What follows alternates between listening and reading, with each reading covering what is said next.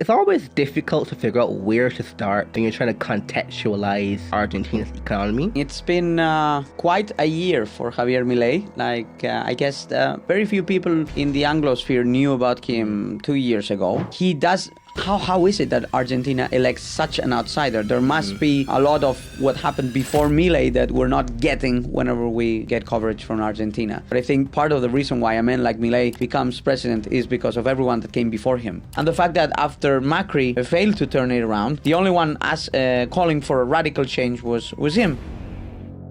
But this comes up a lot. I think people get confused. So you said they cut expenditures by a substantial amount. But people hear that and they think you mean social spending. It's not what happened. He's become a salesman for Argentina and for his economic policy. And in the last few weeks, his popularity has not really been hit. What's your take on the perspectives for this in Argentina?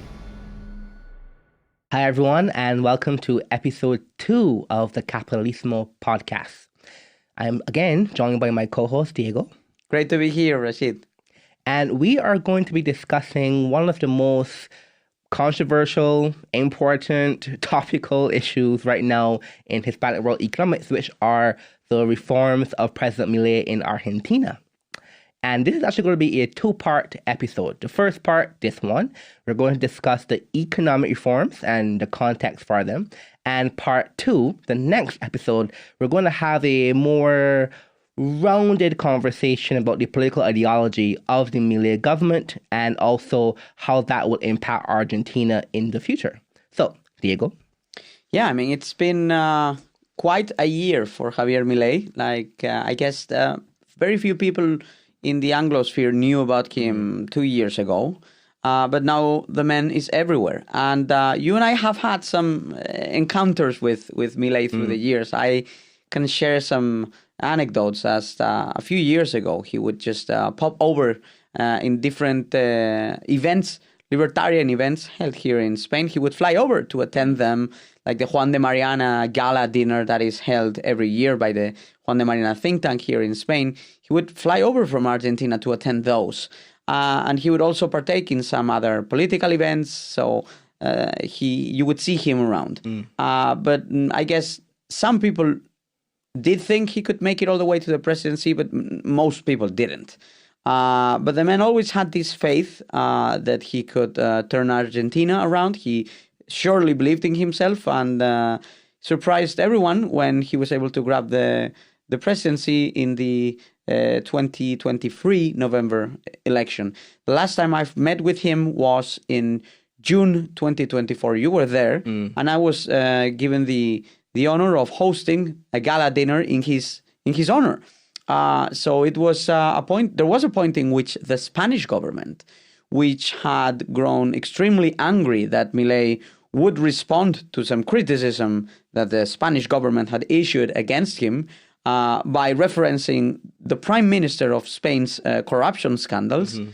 The Spanish government actually threatened not to let him enter the Spanish airspace. So there was a point in which this dinner, which had been planned for a long time and there was hundreds of guests invited, was in the air and sort of risking not happening. But he made it to Spain. He made a very successful visit with massive media coverage, and the man is quite the character. And there's some lights and shadows to the Milei persona. So we will talk about the economic side of things today. But how was it when you flew to Buenos Aires? Because that was also quite a remarkable time. He was about to get his first big policy win enacted. That's right. Yeah, it was a conference that the Cato Institute had co-hosted there in Buenos Aires. And, it was more electric, I would say, than any other conference I've been to of that nature. It was almost like not in a bad way, but a political rally. I mean, in the best sense of that term. People are there for common purpose. They're animated. They're excited about the future. That kind of energy in the room.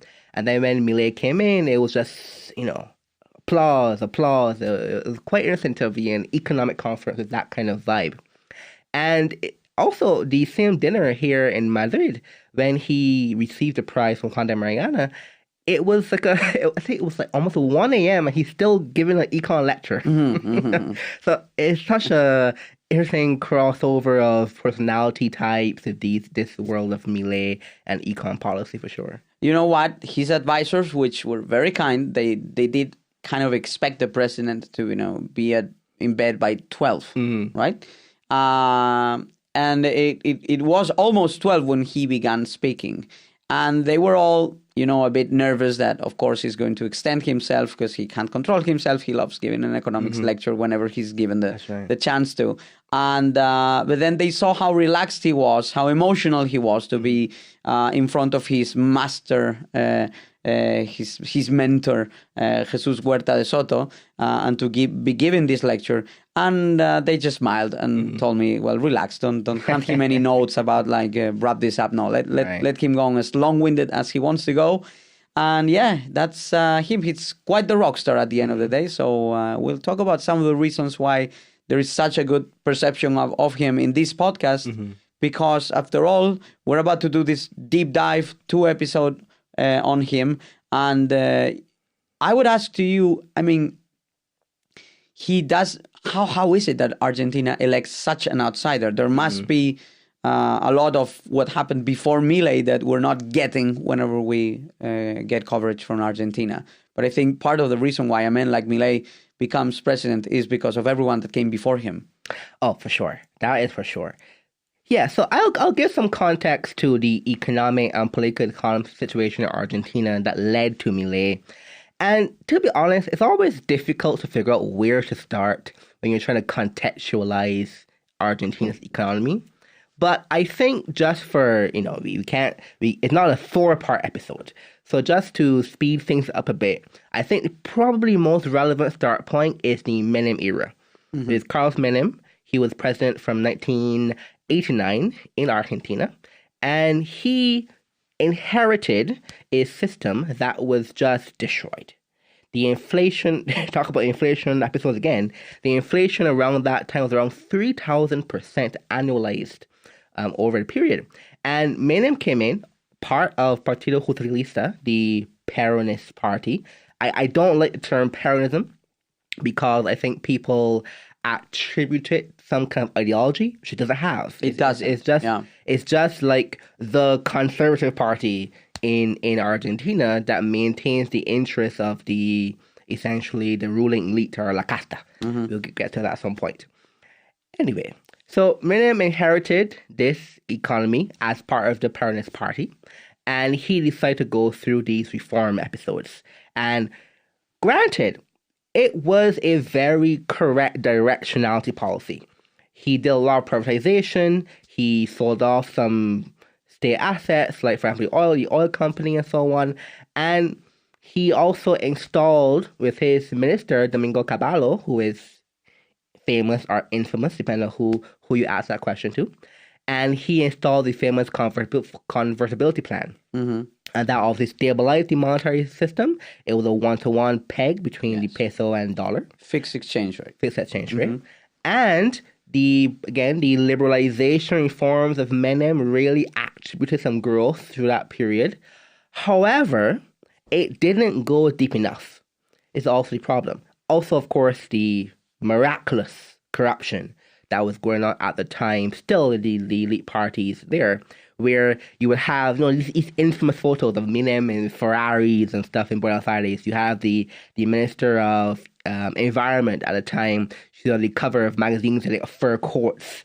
The whole pizza con champagne era. It's just that kind of almost scandalous corruption that you would see in a New York movie. Blatant. That's something that always struck me from Argentinian politics until very recently, is that probably until the Macri era, and things have become, I guess, a bit cleaner since then, but the corruption was just everywhere. And like you point out, Menem did steer the ship in the right direction, was successful with the taming down the inflation, because the numbers did come down, right? Yeah, and there was some growth, and this all comes after several decades of just continued downfall of the Argentinian economy. Because just to circle back a little bit, I mean, most people listening to this podcast are aware of this, but in the 1960s, Argentinians were richer than Spaniards. So it takes a lot of economic disasters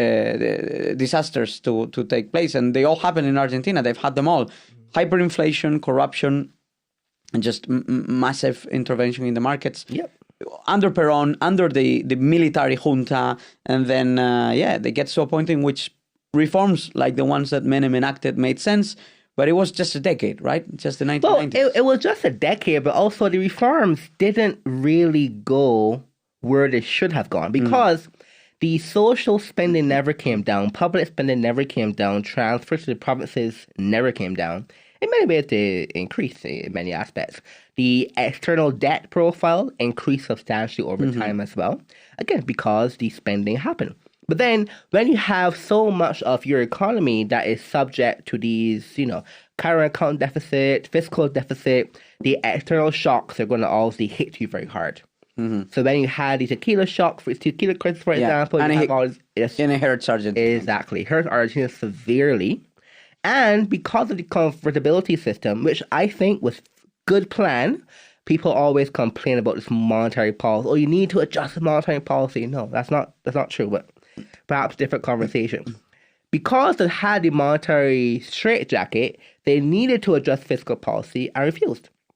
Or in many ways couldn't get the vote through. Again, because still it's not necessarily a liberal government. It just had more liberal policies than before. Doing just enough to avoid collapse. I circle back to Spain for a moment here, and I remember Luis de Guindos, who was the finance minister under Rajoy, when Spain was essentially about to go bankrupt in 2012. And Spain did enact some reforms. The low-hanging fruit was picked up from the tree. But then I remember listening to him once in private, and he made a passing comment. Today he's the vice president of the ECB, by the way, the European Central Bank. And he made this passing comment that with the reforms that we've done, Spain can live off for 20 years. And it's, I guess, that mentality, that reform fatigue mentality that certainly the Menem administration had, because they did fix the exchange rate, but beyond that, not much deep reforms. Not much reforms, no.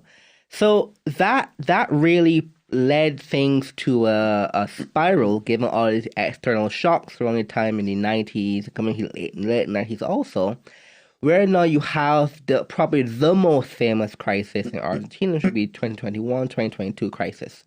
And this is, I think, where most of the images of Argentinians protesters, the piquetos and so on, come from, was that crisis. And in that crisis, I think it was very interesting because you see the seeds of why Milei was able to come into power. Because at that time, all the protesters often had this one slogan, get them all out. Obviously Spanish. So that's what they were saying. It was kind of anti-La Casta movement around that time. And of course, at that time again, it was extremely bad corruption scandal along with the economic scandal where the vice president under De La Rua resigned. There's no vice president. Then De La Rua resigned. Since there's no vice president, had to get someone else to come in. It was like, a 2-week period. It had 5 presidents in Argentina or 3 or 4 presidents in Argentina. And it was just, so it was a convulsion. These countries went into a convulsion. And from that crisis is where Néstor Kirchner became emergent. Yeah, so it's I remember that very vividly. It's early 21st century Argentina's tension between enacting monetary reform, which they had, and enacting fiscal reform, which they didn't. Leads to a point in which you actually have to something's got to give. And what gave was the monetary discipline, which was no longer kept in place. Prices began spiraling, and the financial system essentially collapsed. And the Corralito images, they're tough to watch because these are people that physically attend the banks and want to get their money out, and they won't get their money. And there was a massive looting in the stores, of course, a massive anti-protest movement. And these elites were well-connected international politicians. Even like some of them would be on the pages of the what we call pink magazines, the gossip magazines. Like De La Rua's son was the longtime partner of Shakira, just for instance, right? So, but they were all essentially thrown out. You just brought that up, like afuera todos, right? That's kind of typical in Latin American politics, right? This anti-establishment feel has actually caught up with Spain, which has sort of been installed into that sort of sentiment for a while now. And yeah, Néstor Kirchner became the unifying figure for a new era in which Argentina did never delve as deep into socialism as Venezuela did in the first and second decade of the 21st century, but surely did double down on left-wing economic policy. Yeah, definitely double down. He really continued this, this let's call it this sentiment that I guess is most well or infamously known from Eva Perón, which is from whence there is a need borns a right. So essentially, government is the people that need to provide these things, and they really, of course, coming from a convulsing Argentina, you as the president are going to say, "Hey, I will take care of this. I will take care of everything. I will calm things down." Not a portion I would take clearly, but it was resonant in the society.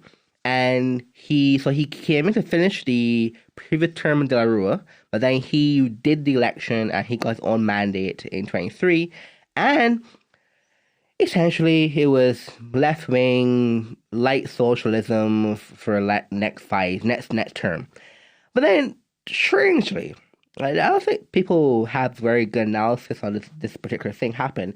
He didn't actually stand for a second term election. He just decided to not do it. And his wife, Cristina Kirchner, ran for president instead. And this is where things got all the stranger. Yeah. Néstor wasn't as bad as Cristina, for sure. And you're right that there's always been some, gray area as to why did Néstor not stand for election and why did Cristina take up the chance.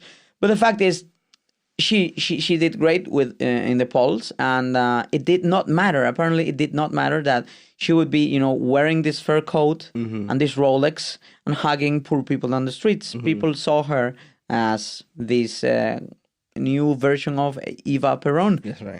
And this just circles back to this idea that Argentinians became accustomed to being taken care of by the state. And I guess slowly but surely, the Kirchner years installed this assistentialist state model that in the beginning was more moderately implemented, but as time went by, became essentially a monster, a redistribution monster, which is what Cristina Kirchner put in place.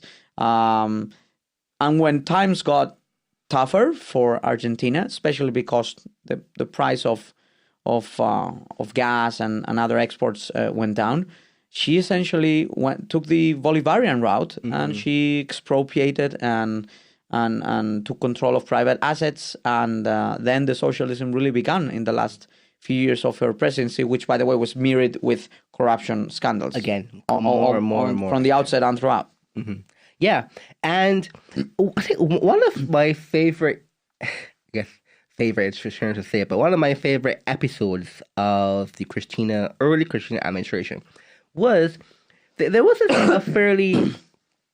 fairly controversial vote that happened around 2008, where her administration wanted to increase some taxes on exports, for example. And there's a famous video with the vice president at the time, Julio Cobos. It essentially went to the Senate, and it was a tie. So the VP had to step in to cast the deciding vote, which is also a thing that came in last year. Also, which we'll get to the Lebases. But he stepped in, he's Cristina's VP, but he decided to vote against the law that Cristina's government wanted to implement. It was super tense. So you see the videos on YouTube, like the face of this man was just like he was frightened, and it was like 18-hour session and so on. And he voted against it. It was just so obviously bad that even her vice president couldn't agree to vote for this policy. Yeah. There was this very recurrent situations in which she would face some resistance, and the darker episode certainly has to do with Nisman, right? Who was a judge investigating her corruption, and he was found dead. And that has always been cast as a very dark shadow over her presidency. But all in all, the more she doubled down on the socialism, the worse the country performed. And it got to a point in which dollars were outflowing the nation, and she essentially decided to enact this cepo cambiario concept, which essentially restricts its massive capital controls that do not allow dollars to flow freely in and out of the country. And that is still partially in place today. Yes, that's right. So yeah, in 2011, Cristina implemented the first, I guess, aspects of the cepo cambiario. And so essentially, the exchange controls in Argentina. And a cepo, by the way, in Spanish is when a trap. A clamp. Yeah. Essentially, like what you said, one in the woods to, get a deer, something like that. That's that sort of gives you the idea of how aggressive they are towards just targeting any capital inflows or outflows. They want to have the government control every single bit of dollars coming in and out of the country. Yes, and so initially, cepo was not so rigid. I mean, it's still rigid, but it wasn't like so rigid. We get to why.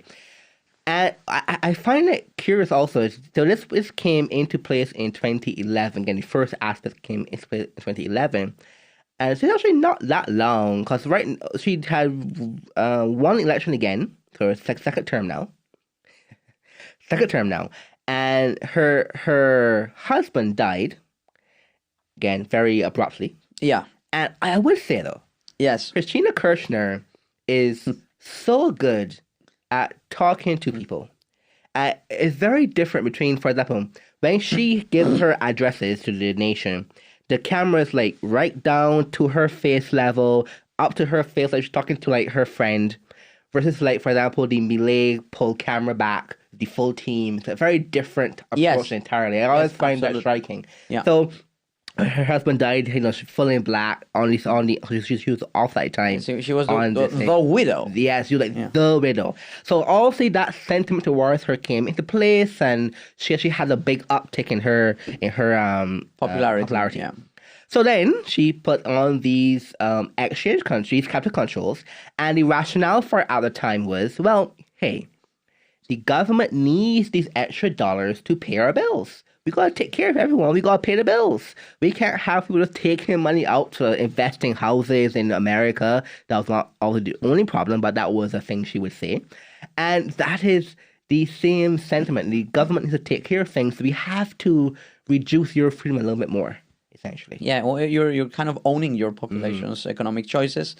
And I think that the more she doubled down on these policies, the worse inflation got, the more people started reacting against it.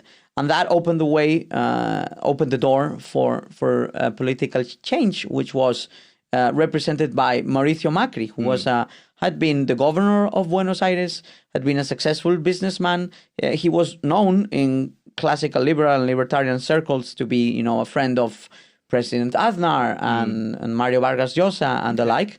And when he came to power, there was a lot of faith putting him into his new role, that he would reform the country and turn things around. But then he opted for what he called gradualism, which was essentially just gradual reforms. And it turns out that gradual reforms do not work when your country is in shambles, which is what Argentina was essentially when he came over. Things weren't as bad as when Milei took over, but still monthly inflation numbers were double digit.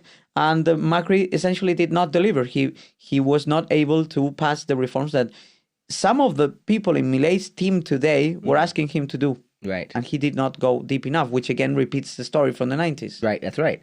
So, yeah, and Macri, he campaigned about removing cepo. Again, it was unpopular then. I mean, it's way unpopular now, but even the mere fact that Macri campaigned about removing cepo shows how unpopular it was even before it got worse in Argentina.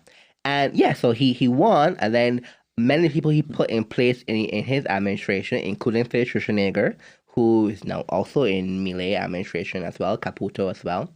They, I think they're very serious people, especially, I know at least the work from Schwarzenegger a bit better.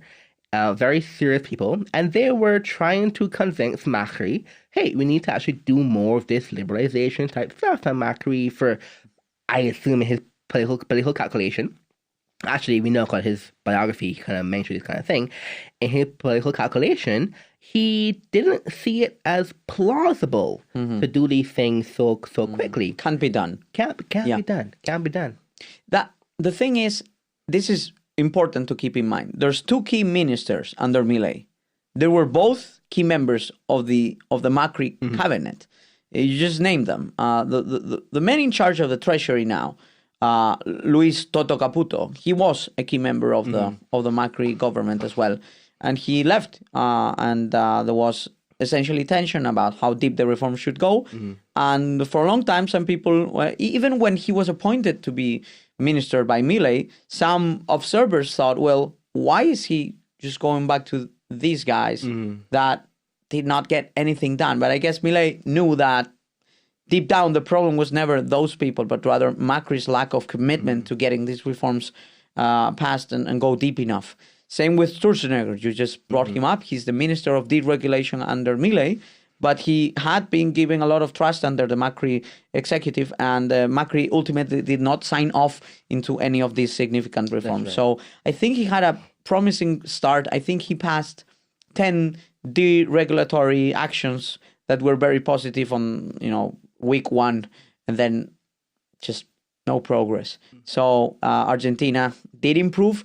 Its figures inflation did come down, but still remain stubbornly high. Growth indicators were a bit better, but still the fundamentals were completely off. And the Macri period was only 4 years and was not what Argentina needed, which is why he was not reelected, unfortunately. Yeah. So there were Milei was he was a very public figure. It belonged before he became president. And there were some interviews where he gave where at the time when Schwarzenegger was at the head of the central bank, he saw that there were some policies that Schwarzenegger wanted to implement and the Macri government refused to. And Milei said, if I was him, I would resign the same day. He understood that Schwarzenegger's policies were correct, but just couldn't get through the political morass of the Macri government. That's one of the things. So it's like, people know each other for many times to see how they work over a long period of time. Macri did a very terrible thing also before he failed to be re-elected, which is he re-implemented Cepo. Yeah. He had been lifting some of these exchange controls and he brought some of them back, which shows he was never truly committed to the agenda. But to me, this sounds it's all very frustrating because I've seen Macri through the years in, classical liberal and libertarian circles. So he knows these ideas and he just did not implement them, which is kind of puzzling because you would think that someone who has paid lip service to this doctrine would actually understand that Argentina needed more economic freedom, fiscal discipline, monetary discipline, but ultimately did not press ahead. And when he lost the election, he was defeated essentially by Cristina's pongman, Alberto Fernandez. Yes, it's this whole thing. Yes. I mean, today Alberto Fernandez is extremely unpopular because although he championed women's rights, he has been found to be completely misogynist and he's been accused of beating up his wife, girlfriend. It was both. Both, right? Having several affairs in which he would also mistreat these women. Yeah. But beyond that, the monetary mismanagement was just through the roof to the point that there was in his last year in office, when Javier Milei takes over, the monthly increase in the inflation rate was 25%, and the annual increase had been close to 300%. So that's what Milei inherits, a poverty rate that is almost as high as 45%, 50%, and then the monetary disaster that was essentially the reason why Argentinians were so fed up. They looked for a change, right? So you just kind of pushed it there a little bit fast. You said he's the Cristina's pawn man, but to be explicit, so Cristina was his VP. So Yes. In Argentina, the president can go for 2 terms and not after that, you can't go again. In theory, you could come back again in the future, but essentially 2 terms as your directly as your cycle. So she took to the ready, and then when Fernandez was running for president against Macri, Cristina Kirchner was the vice presidential candidate, and she became the vice president of Argentina, obviously a name alone. After she was president for two cycles, it's ridiculous. It's ridiculous. And if you see the private correspondence between both of them, which has now been leaked due to all of these scandals, you could tell she's the boss. Yeah, and she's essentially giving orders. Exactly. So Milei wins in a second round. Wait, hold on. Before we do that, I do want to give some more details on how deep the Staple gospel, because this is why I think we come to Milei a little bit better. So Fernandez came back into power after Macri, with Cristina Kirchner as VP, but effectively as the boss. And Staple got deeper. So of course you had the restriction where you have, you can't buy more than $200 per month. It's dollars from pesos. But it got worse. It also forced the Fernandez Staple double down, forced, for example, private businesses that had payments overseas and debts overseas to refinance the overseas payments, so they don't need to request dollars right now. Or at least 60% of your debt you should refinance for a later time period, for example. He forced, for example, exporters or importers that had to get dollars to pay for supplies. We can't give you right now. So it had like severe supply shortages in many parts of the industries in Argentina. And also, it got worse again. Multinationals weren't allowed to get dollars to repatriate profits. So all these restrictions, it had more taxes. It had the Impuesto País, where they put a 30% tax on even trying to purchase dollars for normal people, if you have a credit card, for example. Credit cards, exactly. And then the central bank put on another tax also as well, say 35%, addition to the 30%. So if you want to buy dollars, you got to pay 65% extra tax just to buy dollars in Argentina. So as a person, companies still have all these extra regulations, dollars and so on. They tried, for example, to have all these different exchange rates. They have the soybean exchange rate, luxury goods exchange rate. You go down the line. It's a mess. Yeah, and then you've got massive price controls. Just to put it on top. You've got the massive inflation. You've got the complete inability to just let dollars and capital flow in and out of the country freely. But then you've got price controls that completely distort the economy. So that's what Milei, that's what produced Milei. The fact that no one was able to turn this around, and the fact that after Macri failed to turn it around, the only one calling for a radical change was him. But when he came to power, the situation was so desperate that I guess a lot of people thought this was a very difficult moment for anyone standing for, capitalismo in Argentina, because, okay, good luck, because your ideas may make sense for Argentina, but you're inheriting a time-taking bomb. So essentially, the Milei government has tackled this with a double anchor, as they call it. On the one hand, you've got the fiscal deficit, right? And on the other hand, you have the monetary mismanagement. He promised dollarization at some point, and I'll ask you about that to get your ideas on that. But before that, you need to fix the hyperinflation problem, which he inherited. So he would even sing the Traviata opera and modify its lyrics to say, gastar, y gastar, y gastar, y gastar. Eso es nuestro ciclo fiscal, which means spend, spend, spend. That's all our fiscal culture. Y cuando la plata no dé para más, le vamos al Banco Central, which means when we run out of money, we'll just go to the central bank. It shows he was smart, like in trying to do these things, like he would sing. It's quite the eccentric, of course, like everyone can tell. And but people understood that, and people understood that if expenditures from the government were way above the means of the tax collection, and you were covering that gap with new currency that was being issued by the central bank, that monetization was creating the inflation problem. So the first thing he did, he essentially shrunk spending by 30% in real terms.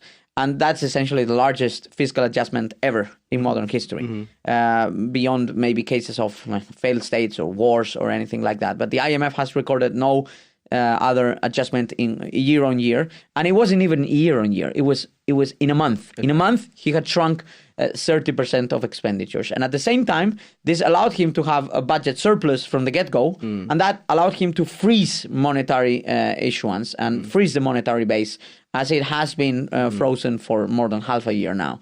And that's had a miraculous effect on the inflation, because his theories, which is old school quantitative theory of money, like do not overextend the issuance of money way above the output production, because you'll get a lot of inflation if you do. The inflation figures have crashed and become way lower than they were. The monthly rate is below 2% today, and it was above 25% in his first month of as president, right? The core inflation and the inflation for the companies, when they buy their own inputs, that's down to 1%. So it's quite a significant improvement. And the fact that we could be seeing one-digit inflation in the next year, in 2026, it's remarkable. And this has allowed workers to improve their purchasing power, which was much needed, because it had decreased by 25% under the previous administration, but has risen for 8 months in a row. So salaries, which Argentinians have gotten used to seeing them rise significantly month by month to try and counter inflation. Now, because inflation is coming down, they are finally getting some purchasing power back. So that's essentially his biggest achievement. I mean, poverty has gone down from 55 to 35% in just 1 year, and that is very promising looking forward. And that shows that by anchoring the improvement of both fiscal and monetary policy, he's been able to turn things around quite quickly and with good results, and with quite a radical approach that has worked. I would clarify something you said, because this comes up a lot. I think people get confused. So you said they cut expenditures by a substantial amount, but people hear that and they think you mean social spending. It's not what happened. A lot of the transfers that were cut were transfers to provinces for things like infrastructure upkeep and various wastage projects. That's what those transfer cuts is what they cut back in federal spending, and that reduced the spending substantially. Yes. But social spending, quote unquote, like the things like, the pension and so on, that's been maintained since he became president. Yeah, he essentially shielded the most critical elements of social spending. He even actually boosted some of this spending related to kids attending school and supporting families with low incomes and children going to the educational system. But what's interesting here is that he did cut some social spending, but essentially by streamlining the way in which it was paid out. Right. Because when he started digging on these schemes, it was found out that the unions, which were extremely close to Kirchner and played a key role in stopping Macri, the workers' unions would get a significant chunk of the aid that was meant to go to the poor and those that needed it. And they would keep a big chunk of that, and then they would spread a little bit of that to the population, right? So there was a kind of a way to finance the unions, and they would play a mediating role so as to get many of these funds. So, by the way, just to don't cut you off, but that union point is so absurd in Argentina. The unions in Argentina, not only do they get these like kickbacks and so on. This was a kickback essentially. Right. Yeah. But they also, there's a law in Argentina that enables unions to get a percentage of the salaries of every worker in Argentina, even though they're not members of the union. Yeah. And people hear that and are like, are you serious? Yeah, I'm serious. It's an actual thing in Argentina. Yes. I think like 3% of all salaries. That is one of the reasons why Milei has been very tough in his fight with the unions. Yeah, because people don't get that. Yeah, he has realized that if he caves in and allows them to get the upper edge on any fight they pick with him, then his whole reform agenda will be compromised. So he's passed these reforms in order to guarantee that basic services will always be covered under a strike, that violence will be penalized if people try to stop other workers that do not sympathize with them and want to go to work. They cannot be stopped from doing so. And he even glared on loudspeakers through the nation, on like train stations and bus stations and public buildings, to just reminding workers, do not subject yourself to any sort of pressure from the unions. You're allowed to work. This is a free country, etc. And this has proven successful because labor conflicts have come down dramatically in the last year, which is remarkable because they kind of keep labor conflicts to a lower extent while their friends are in power. But labor conflicts have been lower this year than they have been in several years in Argentina. Days loss of work due to strikes has also decreased. So he's been successful on that front, and that has been relevant. With inflation down so much and credit beginning to flow back to the private sector, now the question is about how to lift the cepo and also allow for some soft dollarization or some hard dollarization at some point. I would ask you about both things because he's lifted some elements of the cepo by essentially making these restrictions way less restrictive, but they are still in place. And he's brought up the idea of dollarization. Originally spoke of straightforward dollarization. Lately, he's essentially made more of a broader comment as to letting dollars flow freely. What's your take on the perspectives for this in Argentina? So I still am adherent to the idea that he should have dollarized in week one. And there's a lot of really bad economic conversation about why that wasn't possible. It's just not very valid economic arguments. But he should have done it very early on. The goal, the road towards dollarization, he's still taking this very slowly. For example, they recently allowed this in early January. They recently allowed, for example, the pricing to be also available in dollars. It allowed, for example, he got rid of that tax on credit card purchases he did in get dollars. rid of the país.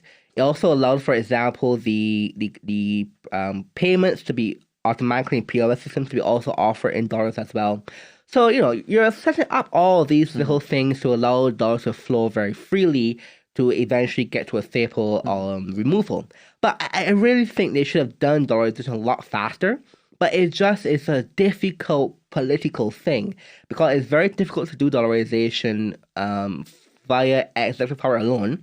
Even with DNUs that they can use, it's very hard to put through such a major reform because a very bad thing would be to do dollarization but also have a central bank.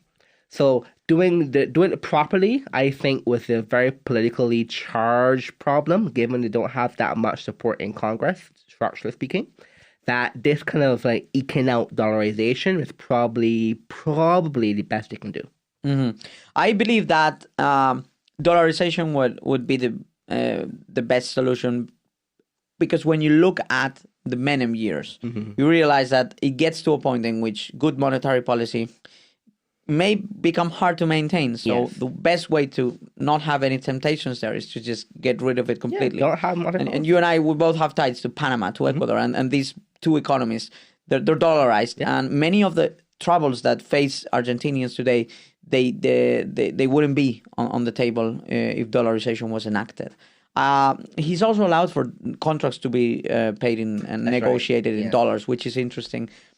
So beyond these monetary and fiscal anchors, he's then introduced sweeping deregulation. That's right. Which he's conducted under Sturzenegger, who, as you mentioned, had been a key figure in the early years of the Macri government, was not able to enact what he thought was best for Argentina. But you've actually read what he was publishing years and years ago, and he's always had a very clear idea of what needed to be made. And I think it's very gracious of him to join the Milei government. Very gracious of Milei to have originally a Macri guy, join him and trust so much in him, and he's a superstar.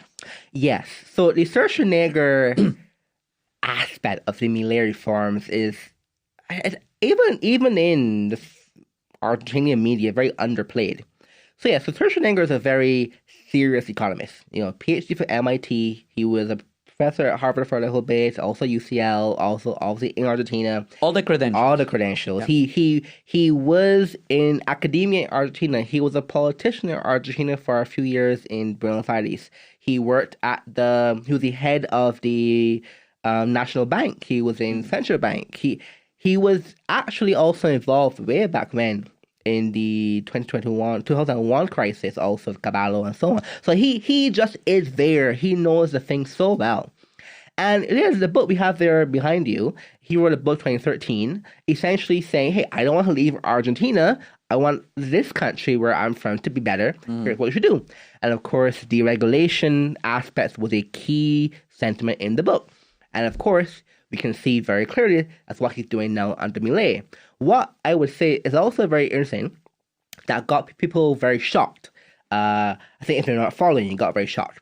When Milei came to power, I think maybe like week 3 or so, he launched this extremely detailed bill that was to deregulate many, many things. And people were, how did he get this done so fast? Well, initially, this bill is all deregulation rules, regulations, and decrees, and so on, was originally done by Schwarzenegger for Bullrich, who was the third running candidate. The third running candidate that, after she came third in the second round vote, told her people, hey, go support Milei, and now she's the Minister of Security in Argentina. So they were working on this for 2 years or so. So when Milei said, hey, I want to follow on these things also, they joined the team. Initially, Schwarzenegger was on the outside as advisor, an informal advisor, and then he formally brought in as a newly created minister of deregulation and state transformation in Argentina. But yeah, they had the stuff done for him also in his head for years, decades, and then the actual deregulation rules that were designed for Bullrich that essentially say Milei took over and say, hey, can we even go deeper? Yeah, I think that is a key difference between what Elon Musk is trying to do in the US.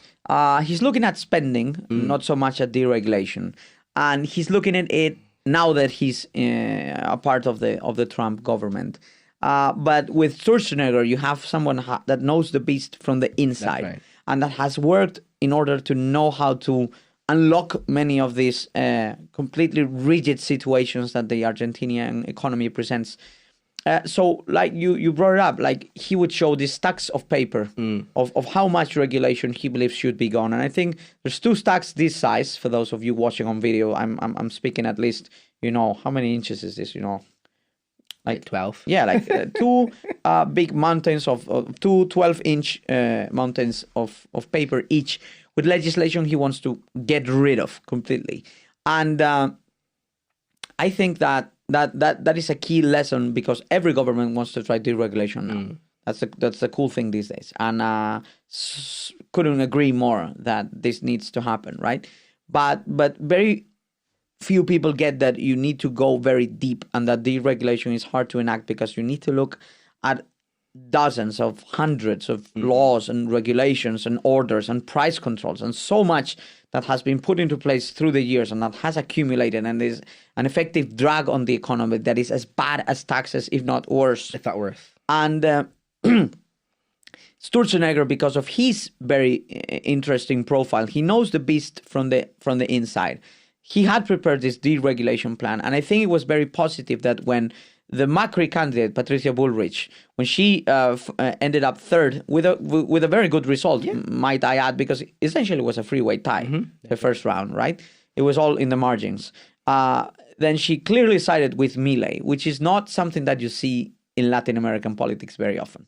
Like a center-right candidate or a center-left candidate who finishes up third will not necessarily lend their support to the other center-right or center-left candidate because there is a political calculation of, well, in 4 years, I could be the one, right? So she was gracious enough to, join the team, and Schwarzenegger did so as well. And he was officially appointed as a minister mid-2024, but he's been doing this since early 2024. And there's been hundreds of norms that have been essentially abolished. Some of them are abolished by practice because no one follows them. Some of them are abolished because they're ridiculous and they enact 1980s standards on industries that have completely shifted apart. But others other regulations that have been lifted deal with common day problems like rent prices, which were controlled and essentially led to very high costs for rent in housing, or airplane tickets, which were very pricey which are very pricey in Argentina due to limited competition and so much regulation and red tape that had been put into place. So all of this is leading to real changes in the life of in the daily life of Argentinians. One example: the amount of salaries, monthly salaries that you need to pay for a car has decreased by 30-40% after Sturzenegger has enacted some of these deregulations that we're talking about. So, or housing prices, the rent price for housing has fallen by 20-30%. After the rent controls were lifted. So these are examples of how something it's changing people's lives. Should think about. Not just Spain, there's so many countries that should look into what has happened with rent prices in Argentina. The housing supply of homes that are available for rent has skyrocketed. And this has enabled prices to go down significantly. And in real terms, they're 30% lower than they were. And it's just good old-fashioned deregulation, but well and properly done. And these small examples show how people's lives are getting better. Like, it's cheaper to get a car. It's cheaper to rent a home. It's cheaper to fly, to get an airfare and fly in a plane.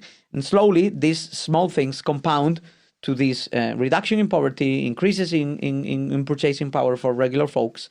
And I think that's the platform that Milei will be running late this year when the legislative election happens and he needs to present his performance to the Argentinians. So far, his reforms are still popular. He's still getting 50% support in the polls, and everyone comes second with around 30%. So there is a big gap there. Now he needs to rally a good coalition of parliamentary candidates so that he can actually pass along. Because up until now, all of this deregulation has happened through special powers, right? Yes, that's most of it. Yeah, it's a good point, because people tend to gloss over the mechanics of how are they able to just do these things so quickly in a country that's been stalled. And so a lot of the powers that they have been using, essentially two mechanical aspects. One is DNU. This is the when you translate it, essentially it is the decrees that allow for it's a decree that you can be enacted under emergency circumstances in Argentina.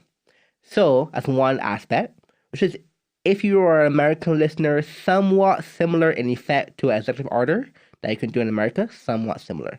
The second thing actually is this massive bill that was approved in Argentina last year. We call it the Ley Bases, which is essentially a omnibus bill. I mean, it's massive. It was even bigger, but it got held down a little bit more. And people always say, "Oh, what's in the Ley Bases?" Well, it's deregulate this, deregulate that. Okay, cool. That's all true. It's all good. But the key aspect of Ley Bases is that it's in Article 3, I believe. It delegates lawmaking, a substantial proportion of lawmaking power to the executive for 1 year. 1 year that the executive can do things that normally Congress will require to act a priori to do. That is the massive change that happened in the big Milei win when this law was passed. I was actually in Buenos Aires when this law was approved. Again, it was a marathon session. Midnight session. Yeah. And it was in the Senate. Again, I mentioned earlier, it was a tie in the Senate. So the Vice President, Victoria Villarreal, had to step in to cast, who's the Milei's VP, had to step in to cast the deciding vote. Now, obviously, a priori you would think, of course, she will vote in favor, but given Argentina, given I mentioned the early episode with VP and Kirchner, you never know. You never know. There can always be a brief. Exactly. That's why some, Latin Americans joke about it. You never know who's getting paid at the last minute. Right. But when she got up, she gave this introductory speech saying, there are two Argentinians we need to vote to go forward, and it was. Honestly, I was there. I was like, there are some people. People were just like stunned by how powerful that moment was for their life, because they knew what was going to happen when this bill get passed tomorrow. Yeah. I think a lot of observers, looking at how large the fiscal and monetary adjustment was, didn't think Milei would last. Like they think he would be thrown out. That's right. Or they believe that he would be destroyed in 1-2 months. But he made sure to, sell and explain and just run along with how things were progressing by telling a story as to why are we doing what we're doing, why this needs to be done. And the book behind me, Libertad, which, again, this is a book published by Milei and co-author in 2018. And you see the title, as an outside observer, you think, oh, these libertarians. But Libertad is a line from the national anthem of Argentina. So even from that, he always tried to contextualize why these things need to happen in Argentina for Argentina as Argentinians. So never some like foreign exported thing. So that's why kind of thing he really pushes this thing, hey, this is a natural inherent quality of Argentina. We need to actually just kind of break out of it. Yes. Both Reagan and Trump have referenced American greatness in past eras. And he has done a very similar thing, going back to Alberti and the founding fathers of Argentinian democracy and the glorious period of Argentinian economy in the past. So that's always been a selling point that he's been able to use. But you're right that when he was able to pass the Ley Bases, which was the sweeping deregulation, this suddenly became about growth. It was no longer just about, let's just stop the hemorrhage and let's just, contain inflation and stop the budget deficits, which are essentially running us to the ground. But let's also look further ahead and let's try and enact growth-oriented policies. And he's been successful. If you look at the numbers, the economy did contract in the first quarter of 2024, but has been growing at very fast levels, and the growth rate for 2025 is expected to be 5%. But mind you, that is a great figure after you just cut 30% of government spending, right? And foreign capital is starting to flow into the country thanks to a tax amnesty. Also, a lot of dollars have flown back. Yes. He's created a series of schemes to facilitate foreign investment as well, such as subjecting it to international arbitration and also creating a red carpet for any investment north of $200 million. He's trying to free up permits in the energy sector and other industries in order to facilitate this inflow. And he's essentially a traveling ambassador to Argentina. So every weekend you'll see him on any economic or center-right, conservative, libertarian, populist, national populist conference around the world. Yes, so he'll be in and out America, Europe, just selling what he's doing. And he's become a salesman for Argentina and for his economic policy. And in the last few weeks, his popularity has not really been hit, in spite of the fact that he did support essentially a meme coin with a tweet that he sent out in support of it. And because of the valuation of this currency just going up and down in a minute, in a typical meme coin fiasco, but with the president involved. But what's interesting is that the polls do not reflect any damage to him, which is quite telling. Like, the man is very popular right now. He should be careful not to do this again for sure. But he's been able to hold it together. And most people believe that the great opportunity now will be the November legislative election, because that's when he can really get a large group of legislators to have a majority in the assembly and enjoy the second half of his presidency with enough parliamentary support to go to the next election with as much liberalization as possible in the books. Yeah, this is going to be important because a lot of the, again, delegated powers, not transferred powers that Ley Bases gave to the executive, can be rolled back by Congress. So if you do need still congressional final approval at the end of the year, for example, so he needs to have, I think right now, Libertad Avanza has less than 16%. Yeah. It's nothing. A small party. It's a small party. So they need to really get to a point. I mean, it'll be stunning if they get to a majority just at one party. But they need to get to a point where they have a large proportion, even in a large coalition. And that's how you solidify the enacted powers that was done, the enacted regulation and decrees that were done, and how you kind of go on to the whole, change Sign 2.0 that they talk about now. You need to have that Congress support as well. This change, so 2.0 that he's touting lately, is essentially the idea that beyond deregulation, he also wants to make the state smaller, leaner, less bureaucratic. So it's a good way for Sturzenegger to play around with other ways of streamlining the economy while there is not enough parliamentary approval. So deregulation has been quite successful to this point, but because it will be difficult to get further deregulation in the next months before the legislative election, Sturzenegger is focusing on rolling out the different elements of the public bureaucracy and just picking many of them apart and streamlining processes. I think one of the elements of the 2.0 is that they are also allowing, I guess you would call it, crowdsourced deregulation. Yes, just send us your complaint and we'll address it. I think the website essentially collapsed because they received 1,200 comments by regular citizens and companies asking for specific bits of deregulation. It's called Reportar la Burocracia, which means report bureaucracy, right? And in 6 hours, they had 1,200 complaints. So that shows you that that's quite a smart way to get further deregulation passed, by just crowdsourcing the process and asking people that deal with bureaucracy what is it that they're dealing with and how could their lives be a bit simpler if some of these elements were simplified or abolished completely. And I think that's going to be also one of the interesting points for the next few months. So we have the monetary crisis being solved thanks to the budget stability and the reorganization of the central bank balance sheet, which had a lot of hidden debt. When you look at the consolidated debt, you realize that the government deficit that Argentina was running and the adjustment that has happened is 15 points of GDP. That's the real figure when you combine the monetary and the fiscal adjustment. But that's been taken care of, so the prices slowly being liberalized, that also helps. So inflation surely coming down from 25 to 2% monthly and should continue to go down to single-digit figures next year, 2026. Growth picking up, 5-6% seems reasonable for 25 and 26. Salaries gaining purchasing power, that's great news.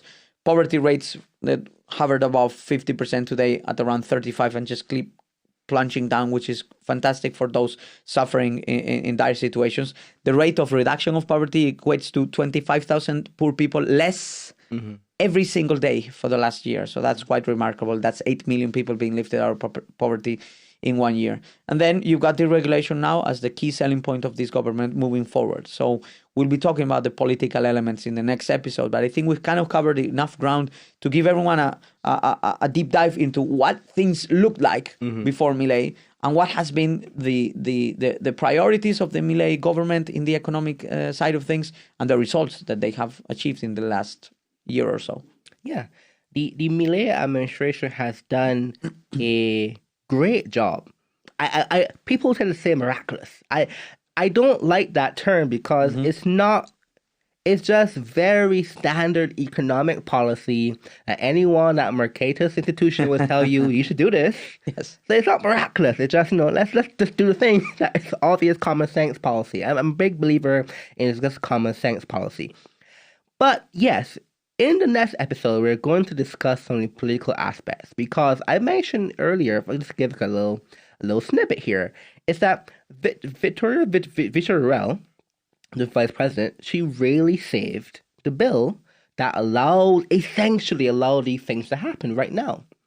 But of course now there's like an essential fissure between her and Milei. They don't even talk properly now anymore. So you see this really hard political cycle that is, this is the problem. You can solve the economics, but then you're going to solve the politics. We're going to get to a very different, perhaps even more difficult conversation in the next episode. Absolutely. There's so many nuances to the political trajectory of Milei. A lot of his international alliances, some of them do not seem coherent even. So we'll be talking about that on the next episode of our podcast, and really looking forward to that. Okay, Diego. So we'll end it there for this episode, and I'm looking forward to our follow-up conversation on part 2, which will be focused on, of course, the politics of the Milei administration. Sure. Looking forward. Great.